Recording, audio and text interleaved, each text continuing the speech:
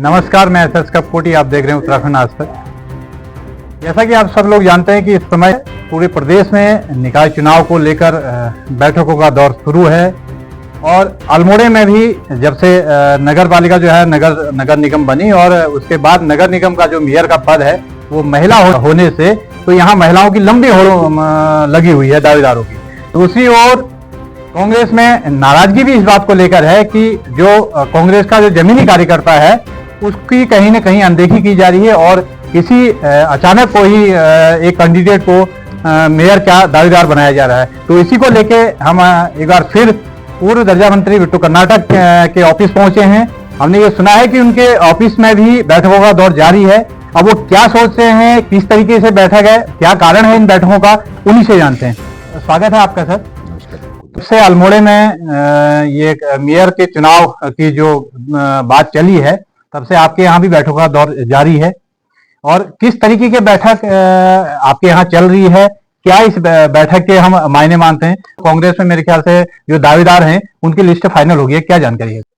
देखिए, कांग्रेस क्या निर्णय ले रही है इस बारे में मुझे कोई जानकारी नहीं है, क्योंकि मैंने पहले भी कहा ये जनपद स्तरीय बैठकों की जानकारियां हमें नहीं होती और यहां तो वो क्या खिचड़ी पक रही होगी वो जानकारी उनके पास होगी, इसकी जानकारी मेरे पास नहीं रहती और ना मैं ज्यादा कोई बहुत इस पर विचार करता हूं कि वो क्या निर्णय ले रहे हैं।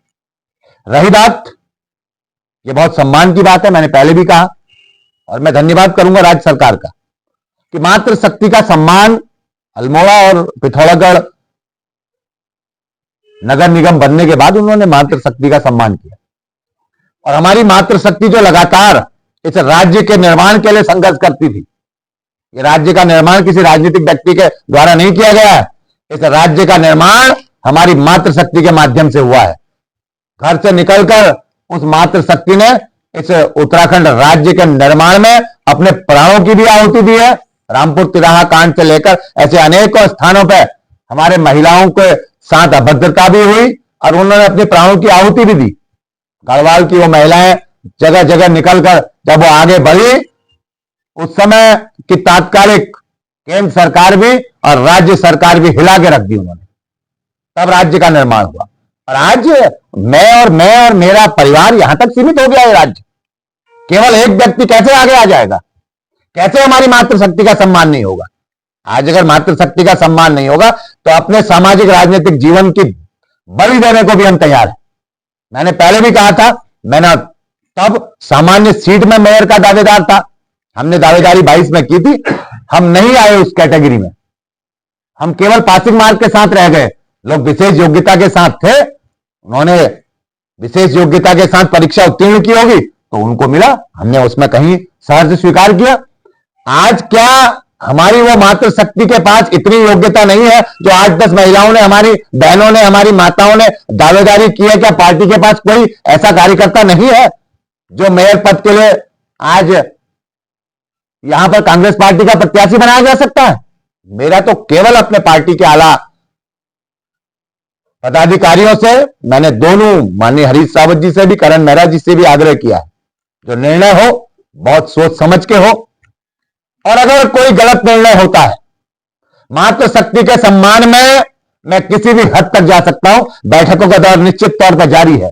कल शाम महिलाओं की बैठक थी, आज युवाओं की बैठक है, कल हमारे वरिष्ठ साथियों की बैठक होगी, वरिष्ठ नागरिकों की, और उस बैठकों के माध्यम से जो निर्णय निकलेगा वो मुझे सहर्ष स्वीकार होगा। अगर मुझे मातृशक्ति के सम्मान में अपने पद से, अपनी प्राथमिक सदस्यता से त्याग पत्र भी देना पड़ेगा, मैं उसके लिए तैयार बैठा। तो कहीं ना कहीं ये मानते हैं कि जो ये बैठकों का दौर है ये बहुत बड़ा भूचाल लाने वाला है, क्योंकि बिट्टू कर्नाटक अल्मोड़ा में एक ऐसे शख्स हैं जो राजनीति का मुंह कहीं भी मोड़ सकते हैं, बड़े चुनाव में भी, और ये तो नगर निगम का चुनाव है। तो क्या आपके इस बात से हम ये माने कि अगर कांग्रेस के कार्यकर्ता को अगर यहाँ पर टिकट नहीं मिलता तो कोई बड़ा फैसला लिया जा सकता है? निश्चित तौर पर अगर हमारी सम्मानित पार्टी की कार्यकर्ताओं के साथ अन्याय होगा, मैं तो आश्चर्यचकित हूं कि इस लोकतंत्र में, और कांग्रेस तो एक लोकतांत्रिक पार्टी है जिसमें हमें बोलने का अधिकार है, हम अपनी बात को बखूबी अपने वरिष्ठ नेताओं के सामने, हम तो कई मर्तबा राहुल गांधी जी के सामने अपनी बात को ऐसे सामने आमने से कह चुके हैं। और इस पार्टी में अगर आज अपने लोगों को बोलने का अधिकार नहीं होगा, आज अपने कार्यकर्ताओं को इतना भी अधिकार नहीं होगा कि वो अपने दावेदारी को प्रस्तुत कर सके और उनकी दावेदारी को स्वीकार नहीं किया जाएगा और उनको कहीं मौका नहीं मिलेगा, तो क्या केवल दरी बिछाने के लिए मेरी मां बहनें हैं? क्या मेरी कांग्रेस की वो हमारी जो लगातार जिंदाबाद करने का काम करती है हमारी मातृशक्ति, वो केवल अपमानित होने के लिए? अगर ऐसा होगा तो निश्चित तौर पर अल्मोड़ा की राजनीति में एक नया अध्याय लिखा जाएगा और अध्याय की शुरुआत जल्दी होने वाली। क्या आज तक आपने अपने लिए, जब आप यहाँ कोई किसी भी कार्यक्रम में आपको नहीं बुलाया जाता है, कोई नहीं होती, आपने इतना बड़ा कदम नहीं उठाया, क्या कार्यकर्ताओं के लिए आज आप अपने पद से भी इस्तीफा देने की बात कर रहे हैं? देखिए, मुझे न बुलाना, ये व्यक्तिगत मेरे साथ कुछ मित्रों की भावनाएं हो सकती हैं, मेरे जाने से कुछ मित्रों को कष्ट होता हो, ये मेरी और उनके बीच की स्थितियां है। इसमें कार्यकर्ताओं का कोई दोष नहीं। ये कहीं ना कहीं मेरी कमी हो सकती है या उनकी कमी हो सकती है।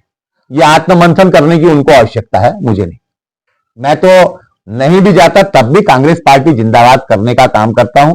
जितने आंदोलन मेरे द्वारा जनहित में किए गए होंगे, जितने कार्य पिछले 3 महीने के केवल 1 महीना 2 दिन मैं इस सामाजिक राजनीतिक जीवन से अपने व्यक्तिगत कारणों से दूर रहा हूं, उससे पहले के दिन उठा के देख लीजिए।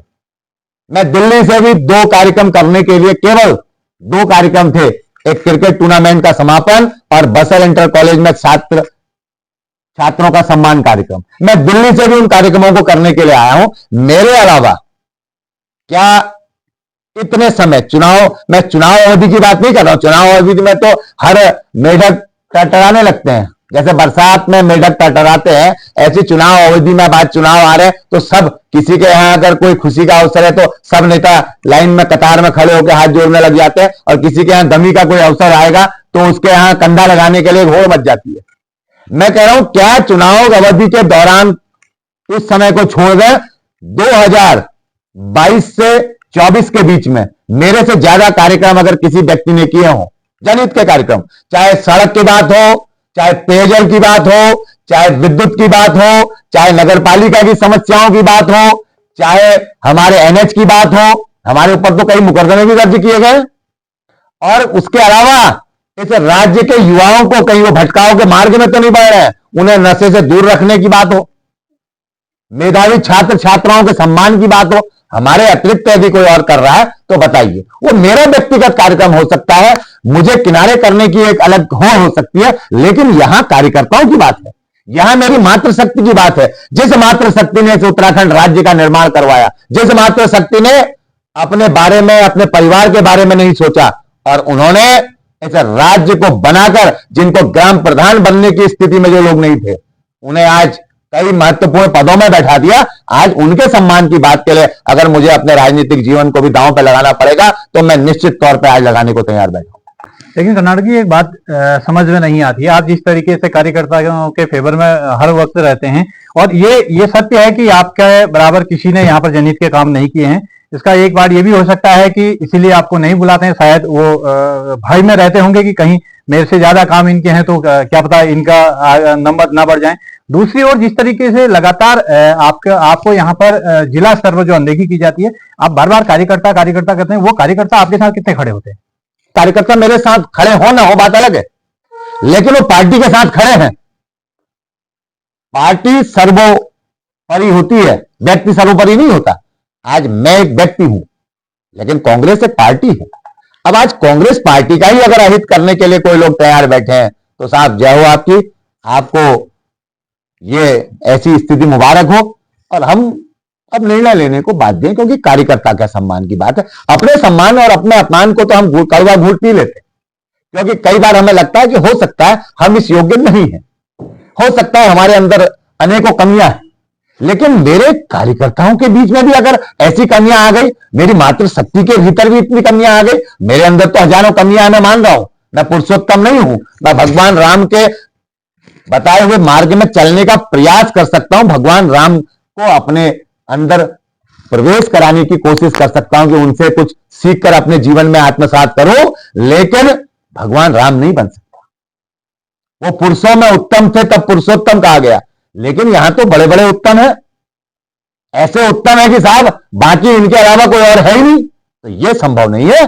मातृशक्ति को मौका मिलना चाहिए। जिस मातृशक्ति ने इस राज्य का निर्माण करवाया, जिस मातृशक्ति ने कांग्रेस पार्टी को यहां तक पहुंचाया, हम कहते हैं ना इतने साल, आज हमारे भारतीय जनता पार्टी के साथी जो बार बार कहते हैं कांग्रेस का इतने सालों तक राज रहा, और उस राज करने में, उस सत्ता के गलियारे तक पहुंचने में उस हर कार्यकर्ता का, जो अंतिम छोर बैठा हुआ कार्यकर्ता है, उसका बहुत बड़ा महत्वपूर्ण योगदान होता है। तो उस कार्यकर्ता के सम्मान के लिए अगर उनके नेता को कोई कदम उठाना पड़ता है तो निश्चित तौर पर हमें उठाना चाहिए। क्योंकि अगर सब लोग घर में कान में रुई डालकर एक मलमल की रजाई के भीतर इस ठंड में आनंदित होकर सोने का काम करते हैं, मैं उन लोगों में नहीं हूं। मैं हर गलत को गलत कहने का, सही को सही कहने का इतना जज्बा मेरे भीतर है। मैं सही को सही समझ सकता हूं, गलत को गलत कहने की कुव्वत मेरे अंदर है। और अगर मैं फिर से उस बात को दोहराना चाहता हूं,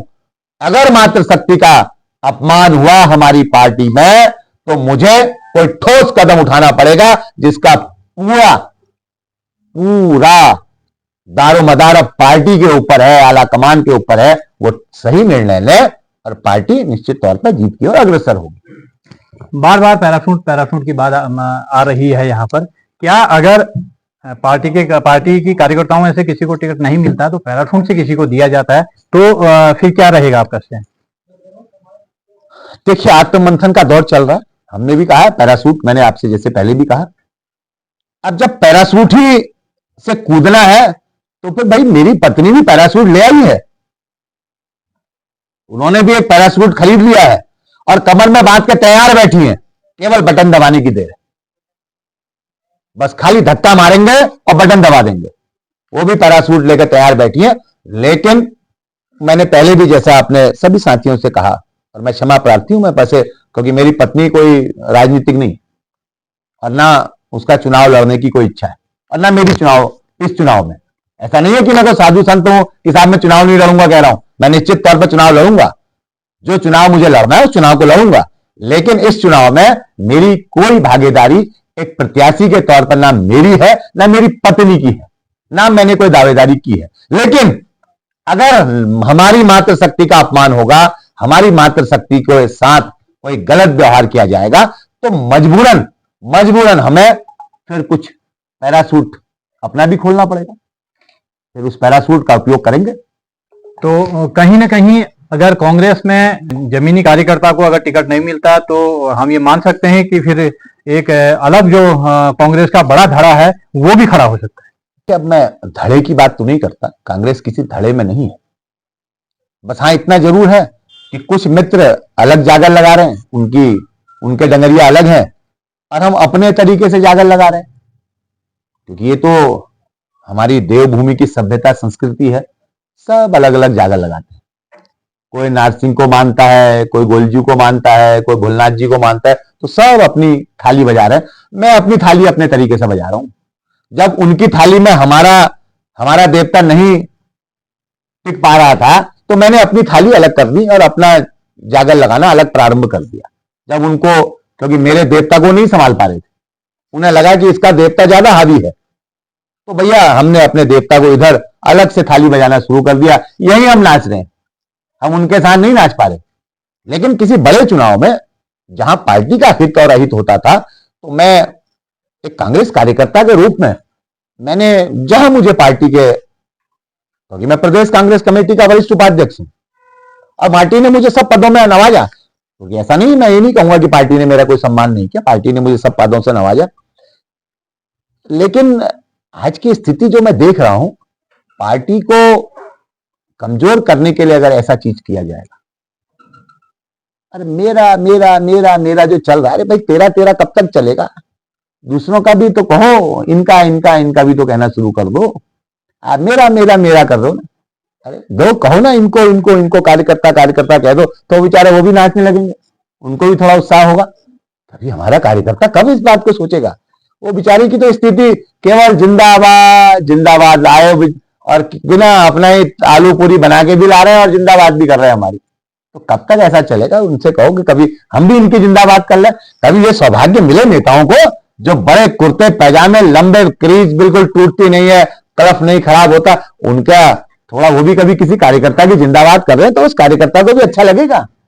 हमें अपने प्रतिपक्ष के साथियों से इस बात को सीखना पड़ेगा कि अंतिम पंक्ति के आदमी का वहां क्या बन जा रहा है पता ही नहीं चल पा रहा। और हमारे यहाँ हम ये बस एक ही के नाम का जागर लगा रहे हैं, उन्होंने कहा देवता तू ही चाहो और मैं कोई देवता तो सब ठंड रहेगी। अब एक ही देवता को नहीं पूजेंगे सब, हमारे यहाँ तो 34 कोटि देवी देवता है, उन सबको सम्मान करना है, सबको हाथ जोड़ना है, तो उन सबका सम्मान करिए, सबको हाथ जोड़िए और सबका जागर लगाते हैं, देखिए क्या हो जाता है, कुछ ना कुछ अच्छा होगा, भगवान चाहेगा और इनको सद्बुद्धि आएगी तो बहुत अच्छा, नहीं तो फिर कोई नया दिशा और नई दिशा में कुछ ना कुछ बेहतर होगा। तो ये तो समय बताएगा, देखते हैं कि कांग्रेस की गुत्थम गुत्थी में किस करवट ऊंट बैठता है, क्या फैसला होता है मेयर के दावेदार को लेके। फिलहाल अगर जो स्थिति हम आज देख रहे हैं अल्मोड़े में कांग्रेस की कि बड़े चुनाव को, जैसे विधायक के चुनाव को का दिशा परिवर्तन करने की अपनी एक क्षमता रखने वाले पूर्व दर्जा मंत्री बिट्टू कर्नाटक जो हैं, जो लगातार कार्यकर्ताओं की बात करते हैं, कार्यकर्ताओं के हित की बात करते हैं, आज उनका ये कहना कि अगर कार्यकर्ताओं की अनदेखी होगी तो बहुत बड़ा फैसला वो लेने के उसमें रहेंगे। तो बहुत बड़ा फैसला क्या होता है ये देखने की बात होगी और किस तरीके से कांग्रेस इस बात को लेती है, इस बात को गंभीरता से लेती है। क्या कांग्रेस संगठन की मानती है या फिर वही व्यक्तिवाद यहाँ पर हावी होता है, तो ये आगे देखने वाली बात होगी। तब तक के लिए देखते रहिए उत्तराखंड आज तक। नमस्कार।